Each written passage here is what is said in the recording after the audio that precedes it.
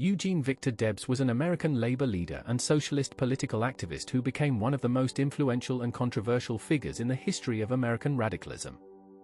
Eugene V Debs, union organizer, five-time Socialist Party presidential candidate, and working-class hero, was born in Toyote, Indiana on November 5, 1855. He came from an immigrant family of modest means. He had a commanding presence with his tall frame and passionate speaking style. Debs's early years were marked by idealism and a deep sense of justice. He left high school at age 14 to work for the Vandalia Railroad, first scraping paint from freight cars and later as a locomotive fireman. His experiences in the railroad yard shaped his understanding of working-class life and the exploitation of laborers, though his later career would test those convictions in the most challenging ways imaginable. After working on the railroads for several years, Debs left railroading in 1874 at his mother's urging, concerned for his safety. He found work as a billing clerk in a wholesale grocery house in Toyote. Despite leaving railroad work, he maintained his connection to railroad workers and their struggles. In 1875, he helped organize a local lodge of the Brotherhood of Locomotive Firemen, one of the railroad brotherhoods that represented skilled workers. Debs quickly rose through the ranks of the organization, becoming secretary and treasurer of the National Brotherhood in 1880. His dedication and organizational skills made him an effective union leader. He edited the Brotherhood's magazine and traveled extensively, organizing new lodges and advocating for railroad workers' rights. During the early 1880s, Debs became increasingly involved in politics. He was elected city clerk of Toyote in 1879 and served 2 terms. In 1884, he was elected to the Indiana State Legislature as a Democrat, serving 1 term. His political involvement reflected his belief that workers could achieve progress through existing political institutions. He was not yet a radical, but rather a reformer who believed in working within the system. His speeches during this period emphasized cooperation between labor and capital, and he opposed strikes as harmful to both workers and employers. Debs married Catherine Metzel in 1885. The marriage would last until his death, though it was often strained by his constant travels and his total dedication to the labor movement. They had no children. Catherine supported his work but often worried about the financial instability and danger that came with his activism. Their relationship was marked by long separations as Debs traveled the country organizing workers and giving speeches. By the late 1880s, Debs's views began to evolve. He witnessed numerous strikes and labor disputes, and he began to question his earlier faith in cooperation between labor and capital. He saw how the railroad brotherhoods, organized along craft lines, often competed with each other rather than presenting a united front against employers. He became convinced that a new form of labor organization was needed, one that would unite all railroad workers regardless of their specific job or skill level. In 1893, Debs founded the American Railway Union, one of the first industrial unions in the United States. Unlike the craft-based brotherhoods, the ARU sought to organize all railroad workers into a single union. The concept was revolutionary for its time. Debs believed that industrial unionism would give workers more power by preventing employers from playing different crafts against each other. The union grew rapidly, attracting thousands of members within its first year. Its success seemed to validate Debs's vision of a new kind of labor organization.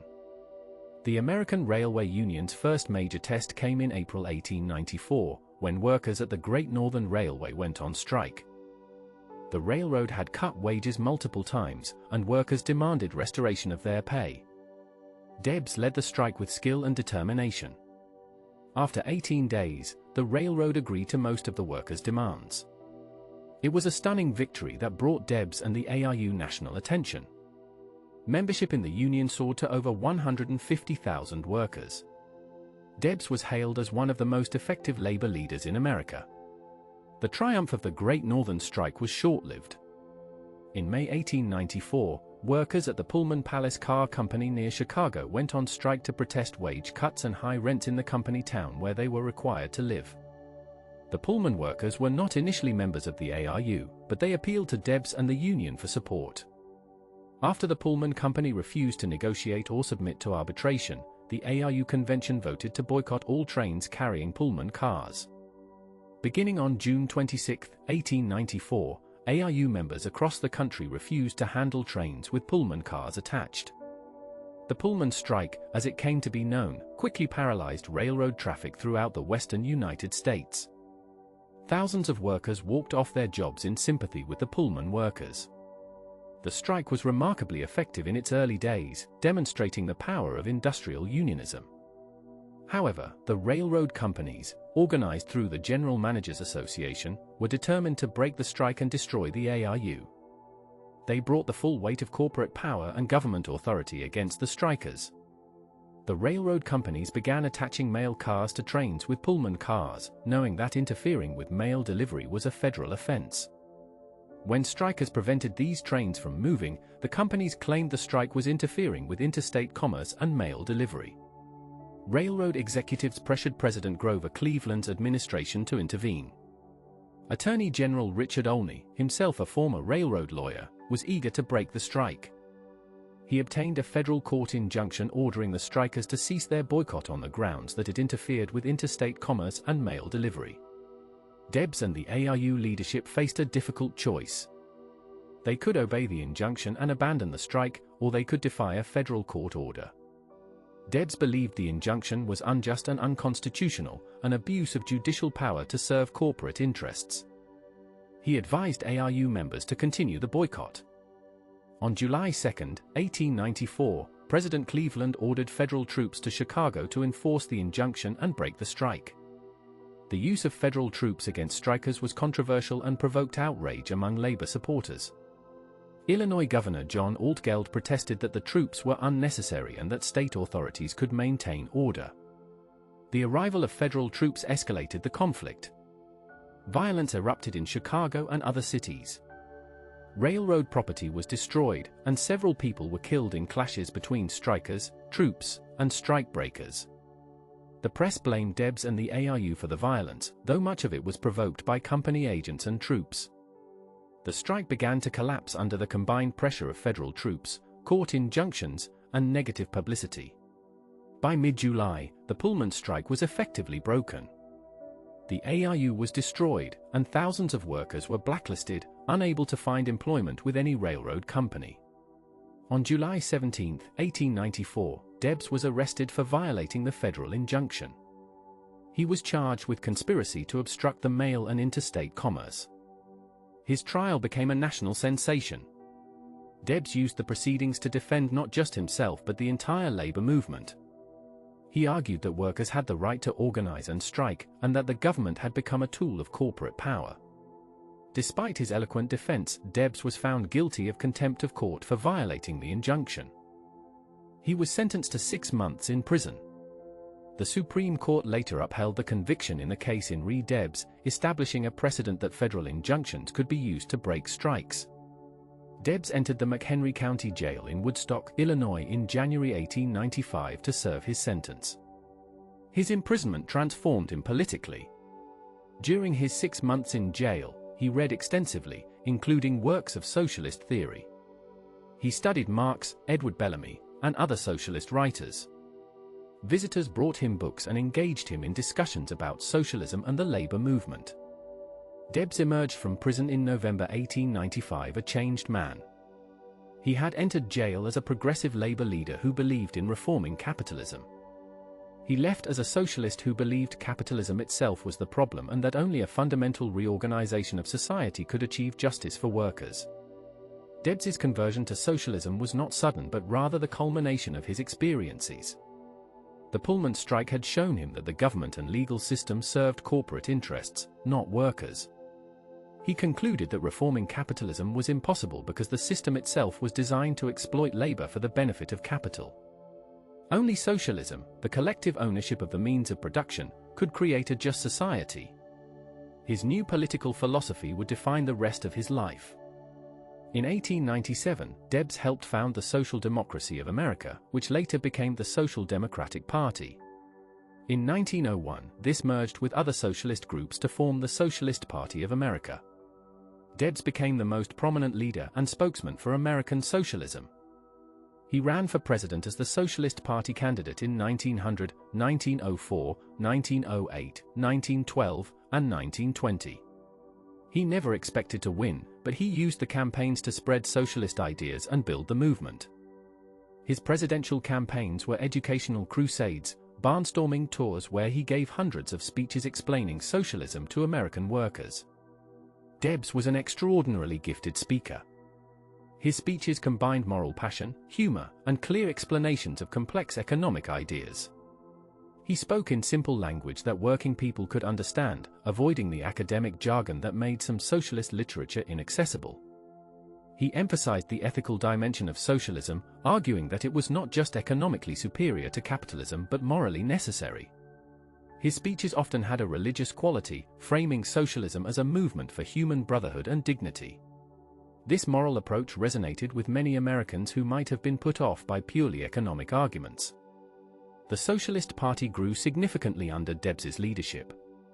In the 1912 presidential election, Debs received nearly 900,000 votes, about 6% of the total. Hundreds of socialists were elected to local offices across the country. Socialist newspapers and magazines reached millions of readers. The party included a diverse coalition of industrial workers, farmers, intellectuals, and middle-class reformers. There were tensions within the party between those who favored gradual reform and those who advocated revolutionary change, but Debs generally managed to hold the coalition together through his personal prestige and his ability to articulate a vision that appealed to different factions. Debs's socialism was distinctly American in character. He rejected the violence and authoritarianism of some European socialist movements. He believed socialism could be achieved through democratic means, through education and organization rather than revolution. He emphasized the continuity between American democratic traditions and socialism, arguing that socialism was the fulfillment of the promises of the Declaration of Independence and the Constitution. He invoked Lincoln and Jefferson as frequently as Marx. This approach made socialism seem less foreign and threatening to American audiences. When World War I erupted in Europe in 1914, Debs and the Socialist Party opposed American involvement. They viewed the war as an imperialist conflict that served the interests of capitalists while sending working-class men to die. As the United States moved toward war in 1917, the Socialist Party maintained its anti-war stance despite intense public pressure and government repression. Many Americans viewed opposition to the war as unpatriotic or even treasonous. The government passed the Espionage Act and Sedition Act, which made it a crime to interfere with military recruitment or to speak against the war effort. On June 16, 1918, Debs gave a speech in Canton, Ohio, at the State Socialist Party convention. He spoke about socialism and the war, praising anti-war activists who had been imprisoned and condemning the prosecution of dissent. He declared that the working class had never declared war and had nothing to gain from it. The speech was measured by Debs's standards, but federal authorities had been looking for an opportunity to silence him. Within days, he was arrested and charged with violating the Espionage Act by attempting to obstruct military recruitment. Debs's trial began in September 1918 in Cleveland. He was 62 years old and in declining health, but he conducted his own defense with characteristic passion. He did not deny making the speech but argued that he had the constitutional right to express his opinions. In his closing statement to the jury, he delivered one of his most famous speeches, declaring his solidarity with the oppressed everywhere. He told the jury that while he had been accused of opposing the war, he admitted it, he abhorred war, and he would oppose war so long as he lived. The jury deliberated for 6 hours before finding him guilty. The judge sentenced him to 10 years in federal prison. Debs entered the federal penitentiary in Moundsville, West Virginia in April 1919, later transferred to the Atlanta Federal Penitentiary. He was prisoner number 9653. Despite his imprisonment, he remained politically active. In 1920, he ran for president from his prison cell, receiving nearly 920,000 votes, the highest total of his 5 campaigns. His campaign slogan was "From the prison house to the White House." His imprisonment made him a martyr to the cause of free speech and civil liberties. Supporters organized campaigns demanding his release, arguing that his imprisonment was a violation of the First Amendment. Prison took a severe toll on Debs's health. He was already in his mid-60s when he entered prison, and the conditions were harsh. He suffered from various ailments and received inadequate medical care. Fellow prisoners revered him, and even some guards respected him. He spent his time reading, writing, and corresponding with supporters. His letters from prison revealed a man of deep humanity who never lost faith in his ideals despite his suffering. He counseled fellow prisoners and advocated for prison reform, witnessing firsthand the brutality and injustice of the penal system. President Woodrow Wilson refused to pardon Debs, despite appeals from labor leaders, intellectuals, and even some government officials. Wilson's Attorney General A. Mitchell Palmer, architect of the Red Scare and the Palmer raids against radicals, was determined to keep Debs imprisoned. However, when Warren G. Harding became president in 1921, he proved more sympathetic. On December 25, 1921, Harding commuted Debs's sentence, and he was released from prison. Harding reportedly said he wanted to free Debs because he was not a criminal but a man who had acted according to his conscience. Debs returned to Te'o to a hero's welcome. Thousands of supporters greeted him at the train station. However, his health had been permanently damaged by his imprisonment. He was weakened and aged beyond his years. He continued to write and speak for the socialist cause, but he never fully recovered his former energy. The Socialist Party itself was in decline, weakened by government repression during and after the war, and by internal divisions over the Russian Revolution and the formation of communist parties. Debs's final years were marked by physical decline but undiminished commitment to his ideals. He wrote articles, gave occasional speeches when his health permitted, and maintained correspondence with supporters around the world. He witnessed the prosperity of the 1920s, which seemed to discredit socialist predictions of capitalism's imminent collapse. Yet he remained convinced that fundamental change was necessary and inevitable. He continued to believe in the possibility of a cooperative commonwealth where production would be for human need rather than private profit. Throughout his post-prison years, Debs remained beloved by his supporters. He received thousands of letters from working people thanking him for his advocacy and his sacrifices. He was known for his generosity and his genuine concern for ordinary people. Stories circulated of him giving away money to those in need, even when he himself had little. His home in Te'o became a gathering place for radicals, reformers, and working people seeking advice or simply wanting to meet the man who had become a legend. On October 20, 1926, Eugene V Debs died at Lindlar Sanitarium in Elmhurst, Illinois, where he had been receiving treatment for heart problems. He was 70 years old. The cause of death was cardiovascular disease, the result of decades of exhausting travel, poor diet, and the damage inflicted by his imprisonment. His funeral in Te'o was attended by thousands. Trains brought mourners from across the country. Working people filed past his casket to pay their respects to the man who had devoted his life to their cause. He was buried in Highland Lawn Cemetery in Te'o. Debs's legacy is complex and enduring. He was the most prominent American socialist of his era, a man who made socialism a significant force in American politics for the first time. He articulated a vision of democratic socialism that was distinctly American, rooted in the nation's democratic traditions while challenging its economic system. He demonstrated that radical politics could appeal to mainstream Americans if presented with moral clarity and in accessible language. His presidential campaigns introduced millions of Americans to socialist ideas and inspired generations of activists. Modern historians recognize Debs as a major figure in American labor history and radical politics. They acknowledge his role in developing industrial unionism and his influence on later labor organizing efforts. The Congress of Industrial Organizations, formed in the 1930s, realized Debs's vision of industrial unions that organized all workers in an industry regardless of craft. His emphasis on free speech and civil liberties during World War I anticipated later debates about the limits of dissent in wartime. His imprisonment for opposing the war is now widely viewed as an injustice and a violation of the First Amendment. Yet Debs's dream of a socialist America was never realized. The Socialist Party declined after his death and never again achieved the influence it had during his lifetime. American capitalism proved more resilient and adaptable than Debs expected. The New Deal reforms of the 1930s addressed some of the inequalities Debs had condemned, though through reform rather than fundamental transformation. The Cold War made socialism politically toxic in America for decades, and Debs himself was sometimes forgotten or dismissed as a historical curiosity. Perhaps the most fitting assessment of Eugene V Debs comes from his own words and actions. He famously said, "While there is a lower class, I am in it. While there is a criminal element, I am of it. While there is a soul in prison, I am not free." This statement captured his profound identification with the oppressed and his belief that individual freedom was impossible without collective liberation. Unlike many political leaders who compromised their principles for practical gain, Debs remained true to his convictions throughout his life, even when those convictions cost him his freedom and his health.